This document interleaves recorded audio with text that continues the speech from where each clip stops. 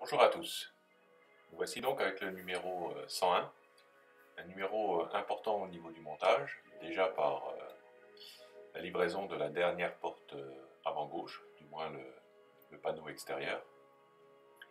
Et on va vite embrayer après ce montage de la porte par l'assemblage de pièces, notamment sur les suspensions et l'assemblage des ailes et des pare-chocs. Donc un gros morceau au niveau des montages et de l'assemblage de cette DS.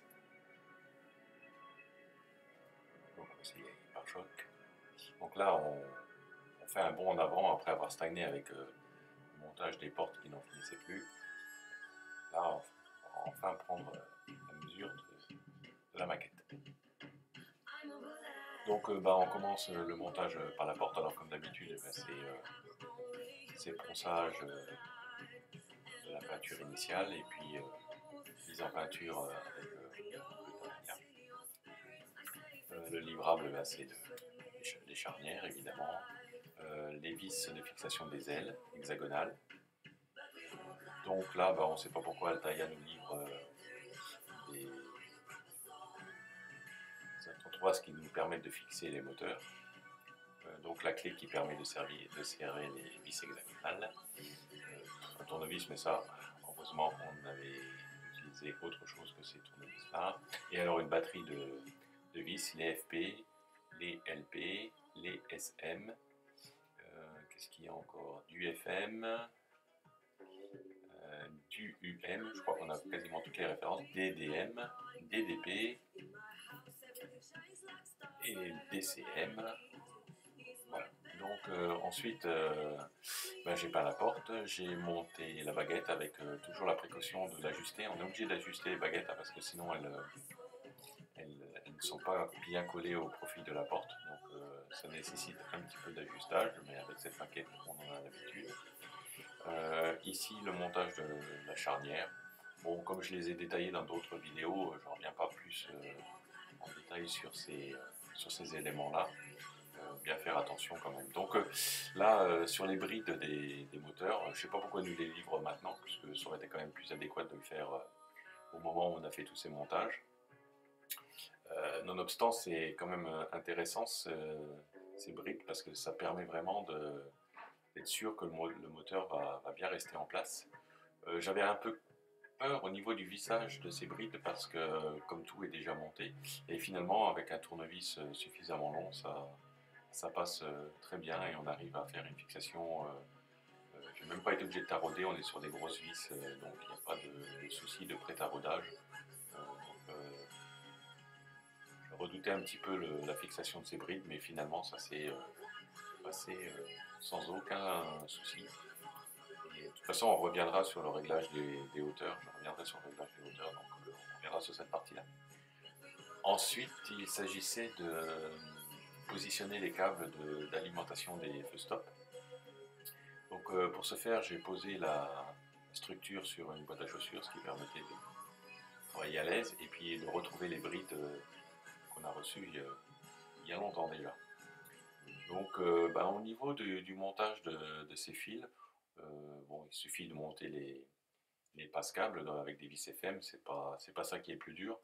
C'est un peu dommage sur le rendu final, vous me direz que de toute façon les ailes cacheront tout ce système-là, qu'il fallait bien faire passer les fils quelque part, mais bon, ça fait un peu bizarre quand on voit ce montage comme ça. Alors là, la précaution à prendre, c'est de bien faire attention que les câbles passent dans la petite réserve qui a été faite dans l'aile.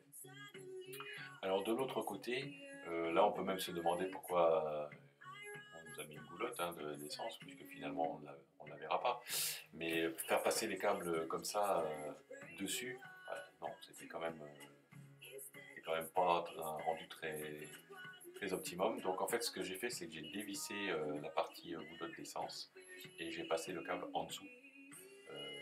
Ça ne l'empêche pas d'être visible et ça fait un montage un peu plus propre malgré tout. Et puis il y a suffisamment d'espace entre la goulotte et le châssis pour laisser passer le câble. Donc il ne faut pas s'en priver. C'est que 2 vis à enlever et ça fait un travail un tout petit peu plus propre, en tout cas de mon point de vue. ben voilà, on en est arrivé à la préposition de l'aile arrière gauche, pardon. Alors déjà, j'ai commencé à positionner et ça n'allait pas. L'aile n'arrivait pas à se mettre, à se positionner correctement, donc bon, la galère commence. Parce que il faut quand même que l'alignement de tous ces éléments de carrosserie soit fait au mieux. Là, je me dis, mince, ça commence mal. Donc en regardant d'un peu plus près ce qui n'allait pas, et bien en fait, je me suis rendu compte que c'était la vis qui fixe la joue d'aile arrière gauche, qui fait buter et qui du coup empêche de positionner l'aile correctement et de l'emboîter dans les fixations qui sont d'ailleurs très bien représentées.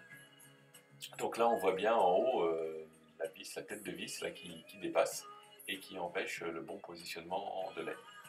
Donc là, il n'y avait pas 36 solutions, il a fallu enlever un petit peu de matière. Une fois qu'on a enlevé la matière, voilà, le positionnement de l'aile est tout à fait correct. Donc ça, c'est déjà intéressant. Voilà, il y a quand même un petit peu de matière à enlever, mais bon, ça se fait assez facilement. Ensuite, une fois que j'avais positionné l'aile, j'ai voulu refermer le coffre, et là, pas moyen.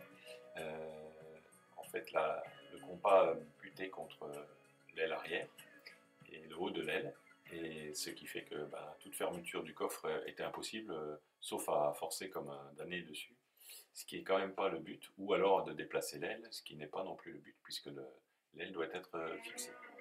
Donc tout ça, il faut le faire avec beaucoup de précautions. C'est aussi pour ça que les vidéos vont un peu s'espacer, parce que là je prends énormément de temps, mais j'essaye de faire les choses au mieux.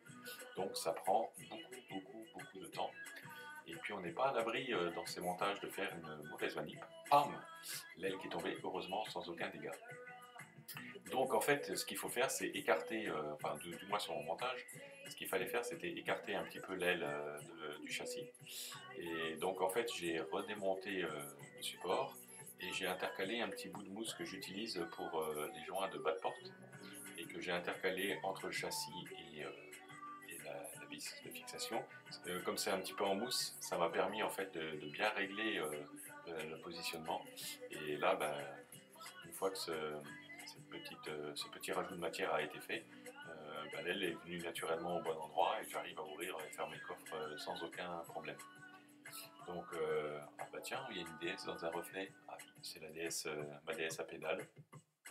Donc ensuite, c'est un moment intéressant, c'est on fixe l'aile quasi définitivement avec une clé, enfin quelque chose qui ressemble beaucoup à ce qui se fait sur la vraie voiture. Et là tout de suite j'ai été très content parce que l'alignement était vraiment impeccable. Une fois que j'avais pris les précautions que je viens d'expliquer il y a quelques instants. Donc au niveau du positionnement de l'aile, tout fonctionne. J'espère que ça va continuer comme ça. Parce que là franchement le rendu est très valorisant. On arrive tout doucement à quelque chose qui va avoir pas mal de gueule. Sur l'aile droite, je n'ai pas eu de problème de rajouter de la matière. Par contre, il a fallu en enlever. J'ai eu le même problème que pour la tête de vis qui était aussi trop prépérante. Mais voilà, je n'ai pas été obligé de démonter les supports. Et donc, un rendu qui commence vraiment à devenir hyper sympa. Je suis content de la couleur. Et ensuite, donc on fait beaucoup de choses dans son numéro 101. On monte aussi le pare-choc arrière. Donc là qui continue à finaliser l'arrière de la voiture.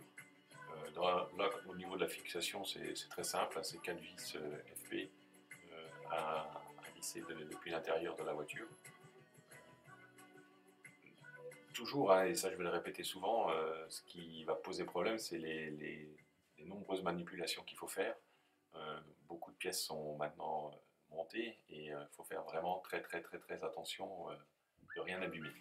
Mais en y allant doucement, en faisant des pauses, finalement, même si on n'avance pas vite, enfin si j'avance pas vite, le résultat est quand même très intéressant, notamment sur cette arrière avec le pare-choc arrière. Et on termine ce numéro 101 avec le montage du pare-choc avant.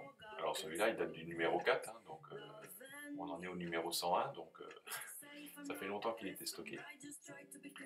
Le montage en lui-même ne pose pas de problème, par contre c'est plus simple de retourner la structure, donc avec toujours les mêmes précautions de manipulation, hein. Il y a des pièces hyper fragiles, donc il faut faire très attention quand on manipule, d'autant plus que la maquette a un certain poids. Et voilà donc le montage du pare-choc avant qui parachève ce numéro 101. Alors les moins, c'est un ajustage imprécis des ailes arrière, le sens de montage, hein, avec les briques des moteurs, des pièces livrées tardivement. Le plus, purée, c'est que ça commence à avoir une sacrée gueule. Allez, à très bientôt. Au revoir.